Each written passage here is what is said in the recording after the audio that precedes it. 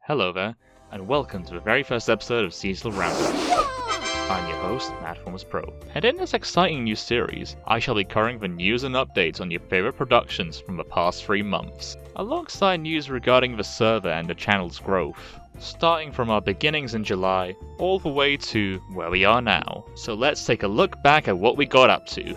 We started out strong with the release of the first 2 tutorials covering depth of field and the most useless feature in Moon. Oh, by the way, the homework from the depth of field tutorial. Yeah, it's due late. Anyways, within the first week, we managed to hit over 100 subs. We celebrated this with a 7-hour live stream.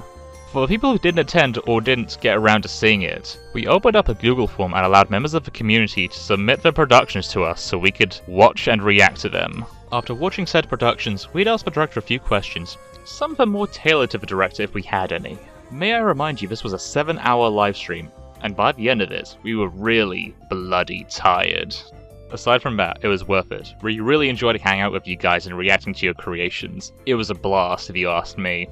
Hence why we did it again, for the 2K livestream special. Right in the middle of September, and 12 videos later, we hit 2K subs. Why didn't we do it for 1K subs? I don't know, I guess we're pretty busy at the time. For this celebration, we went all out. Not only did we do 1 live stream, but we done 2 live streams. We also had our first interactive experience with the club. Aside from a few mishaps, the 2 streams went very well, and were honestly better organized than our first celebration stream. Well, that was until the incident happened. For the lucky few who are not in the server at that time, let me break down what happened. Just before the Q&A started, Glub accidentally pinged twice. This resulted in a chain reaction and the deadly discovery of an exploit. That exploit being that you can @ everyone on stage chat. Stop! Glub! Fucking stop! Glub! Stop!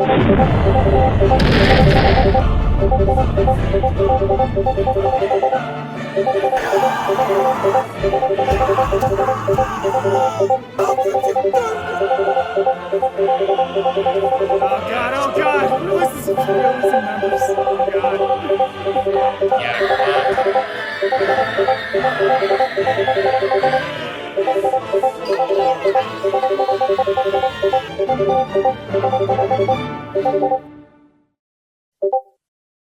A dangerous discovery that almost tore apart the whole server. Sometime later, Glub broke out the ukulele and made an apology video to make up for his mischievous deeds. But for Ring, he was out for blood. As punishment towards Glub and the other people who used that here exploit on stage chat, Rinken issued out the marked roll. With the power of the marked roll being introduced, Rinken encouraged the entire community to @ people with that marked roll to torment them for spamming @ everyone within the server, giving them a small taste of the pain they inflicted on the whole community. That idea got scrapped after 2 weeks. Alright, boring lore stuff out the way. Let's get into the real reason why I came to this video. Film and production news. Starting off in July, we have Kaneko's Decaying Winter short film, and the opening scene for their SNS series. Right now for Kaneko, the development of the SNS series has been very slow due to them being in university, which is their main priority as of right now. They also have other projects in the work, and they are helping someone out with game development. Kaneko is going to take their time with uni and try to get Chapter 1 of SNS out by the end of 2025. Later that same month, Sharp Edge released their feature film, Isle Alpha 1. The next project is Tales of the Vagabond, along with a sequel to Alpha 1. Vagabond is currently not in development until the voice lines for Alpha 1 Part 2.5 are completed. Right now, 1/3 of it is finished. Towards the end of July, we had the long-awaited Episode 4 of Raven Akira's series, Black Sparrow, 3 years after release of the last episode. 2 months later, on the 16th of September, Raven announced Episode 5 of Black Sparrow is currently in development.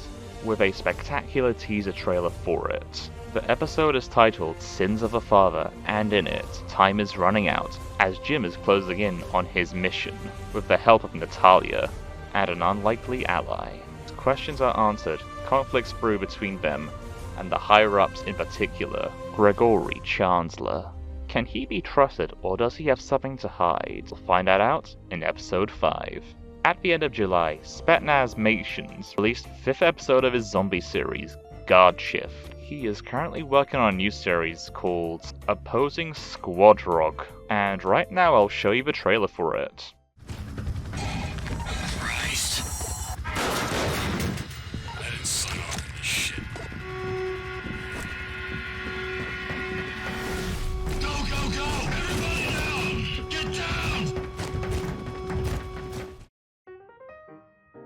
In August, Funimation released the sequel to his hit machinima, Banhammer, which, as a matter of fact, is 10 times the length of the original. We also got an update on Kevin's up-and-coming short film, Visionary. We also got this short clip from it, which you can see right now.